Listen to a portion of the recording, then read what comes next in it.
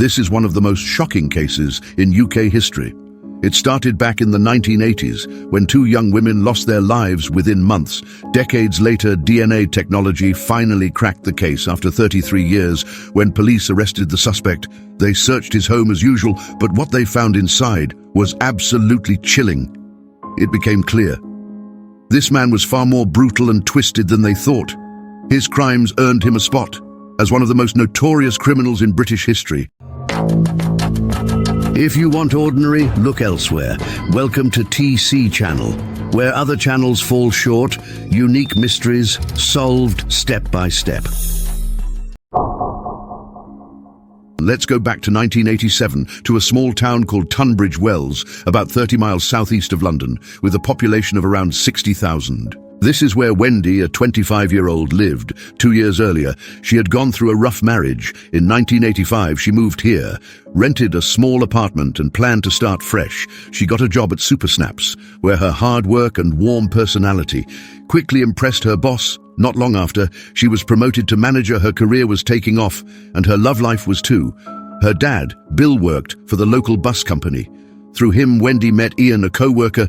They clicked right away and soon started dating. On June 21st, 1987, Wendy and Ian were planning a trip.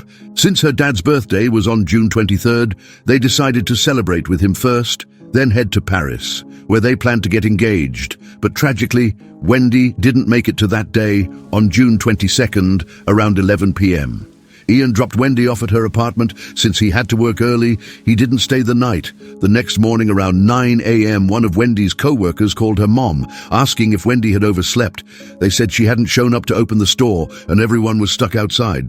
Wendy's mom immediately called her dad, and Ian rushed to Wendy's apartment, knocked on the door for a while, but got no answer. He went around to the back, looked through a window, and saw Wendy lying in a pool of blood. Ian climbed through an unlocked window.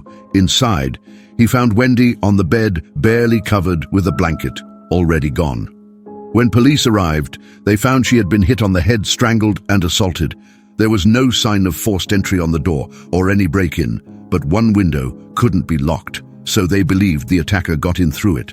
There were no signs of a fight, leading them to think the killer may have hidden inside and attacked her before she could react. Forensics collected DNA evidence from Wendy, fingerprints from her bag, and a shoe print on her pajama pants. The shoe print didn't match Wendy, her family, or her friends. It had to belong to the killer. The tread pattern was unique, from a popular Clark's sports shoe, but the brand was so common. The clue didn't help much in the 80s. Forensic tools were limited. Even with DNA and fingerprints, there was no database to match them to anyone. Thankfully, investigators kept all the evidence, which eventually helped solve the case. Let's revisit. Wendy's case. Police noticed her keys and journal were gone. They suspected the killer kept them as trophies. Killers who do this often strike again.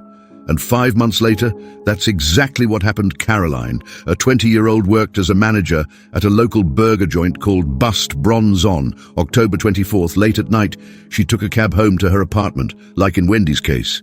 Caroline didn't show up for work the next morning. When police checked her apartment, it was empty. There were no signs she had been back. Neighbors told police they heard a woman screaming that night. But when they looked outside, the darkness hid everything. 3 weeks later, a farmer found a body in a roadside ditch and called the police. It was Caroline. Her case mirrored Wendy's. She had been hit on the head, strangled, and assaulted. Her keys and clothes were also missing. Her apartment was less than a mile from Wendy's. The evidence suggested the killer knew the area well and might have seen both victims before. Police believed he waited in the shadows for Caroline to get out of the cab before she reached her apartment. He attacked and dragged her away. With so many similarities, police were sure the same person was behind both crimes. Let's look at what the neighbors shared. Several witnesses said that, in the months before the crime, there were reports of women being watched in the area. About a month before it happened, Caroline and her neighbors realized someone was watching them too. Worried about safety, Caroline changed all her door locks a few weeks before. But sadly, that didn't stop the killer. The two murders back-to-back threw the small town into chaos. Newspapers were filled with updates, covering the apartment murders daily. Police ramped up patrols, warning people not to walk home alone after parties. They worked non-stop to solve the case, even traveling to Australia and Canada to follow leads. They also went on BBC's Crime Watch asking for tips and keeping the case in the public eye. But years went by and no progress was made. In 2008, a cold case unit reopened the investigation. By 2015, 25 years after the murders, police finally announced a breakthrough using advanced DNA technology. They built a full DNA profile of the killer, but when they checked it against the database, there were no matches. In 2017, Wendy's father, Bill, passed away from cancer. His biggest regret was not seeing justice for his daughter by 2020. It had been 33 years since the murders, but that year, a new DNA method brought hope. Using partial DNA matching, police found a lead in the database. Someone whose DNA partially matched the killer's. This meant that while this person wasn't the killer, a relative likely was. After secretly investigating 90 of their relatives, police finally identified the suspect they'd been chasing for decades. David Fuller. David Fuller was born in 1954. He dropped out of school at 16 and started working as an electrician apprentice in 1972. He married his first wife, Jill Palmer. They had 2 kids, a boy and a girl. At the time, they lived near Wendy's neighborhood. The marriage lasted 10 years and ended for 2 reasons. David was arrested multiple times for peeping and burglary, and Jill, fed up with his behavior, eventually left him, even with a criminal record.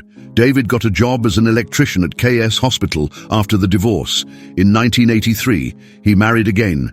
His second wife, Sally, was a dorm manager at Broomhill Elementary. Her job came with housing, so they moved into the dorms. To everyone else, David seemed quiet and friendly. He was into cycling, joined a local bike club, and often went to events with Sally. But because Sally worked night shifts, David was often home alone, giving him plenty of time to act unnoticed. Years later, Sally got involved with someone else from the bike club, and the marriage ended. In 2000, David married his third wife, Mara. They had a son to the outside world. David looked like an ordinary hospital electrician, but to police, he was hiding in plain sight. On December 3rd, 2020, at 5 a.m., police armed with DNA evidence raided David's home. David, you're under arrest on suspicion of the murders of Wendy Knell and Caroline Pierce in 1987. Do you understand? You do not have to say anything, but it may harm your defence if you do not mention, when questioned, something which will later on in court. Anything you do say may be given in evidence. You are being arrested to secure and preserve evidence by means of questioning, so we can conduct searches, so forensic samples can be obtained, and to prevent your disappearance. Do you understand? David denied any connection to the series of murders at the Singles apartments, but when police searched his home, they found a photo of him wearing a pair of Clock brand sneakers. The tread pattern on the shoes matched the one found at the crime scenes. In David's journal, police discovered he had visited the Booster Bronze restaurant, where the second victim, Caroline, worked. The place where Caroline's body was later found was also along one of his regular biking routes. Police collected David's DNA, and after comparison, it matched the DNA found at the crime scenes after 33 years of investigation. The case was finally solved. But this was only the beginning of the real story. Upon further investigation of David's home, police made an unbelievable discovery. They found hundreds of hard drives, floppy disks, SIM cards, DVDs, and over 30,000 printed photos. The storage devices contained over 4 million videos and 14 million images, with a total capacity of 23,000 gigabytes. From this massive collection, police uncovered a shocking truth. Over the course of 12 years, from 2000-2008 until his arrest in 2020, David, working as an electrician, had access to the morgue and used it to secretly record disturbing footage of deceased women. Even more chilling, David had meticulously documented the names of some victims and later searched for their photos online, storing them on his computer. There are over 100 victims identified. The youngest was only 9, the oldest was 100. When the story broke, it sent shockwaves throughout the UK. Outraged citizens, especially the families of the victims, demanded answers from the hospital. They wanted to know how an electrician could have committed such heinous acts for over a decade without being caught amid the intense pressure. The UK Health Minister, Sajid, announced that an independent investigation would be launched to look into the flaws in the healthcare system. We will look into the circumstances surrounding the offences committed at the hospital and their national implications. It will help us understand how these offences took place without detection in the Trust, identify any areas where early action by this Trust was necessary. I know that no apology can undo the pain and suffering caused by these offences. Nothing that we can say in this place will undo the damage that has been done. But we must act to make sure that nothing like this can ever happen again. After a deep dive into the case, the police and health department team figured out how David operated. Let's take a look at the hospital layout. The blue rectangle shows the freezer. It has openings on both sides. On the left is where bodies are received, and on the right is where the forensic exam happens. Bodies go into the freezer from the left side, and the experts can pull them out from the right. For privacy reasons, only the receiving side has cameras, 3 red ones, the forensic side. No cameras, the grey cameras were added after the case blew up.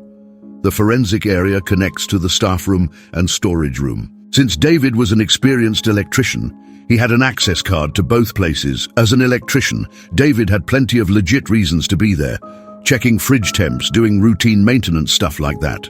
So if someone saw him one would think twice about it. David had already figured out the schedule of the other workers.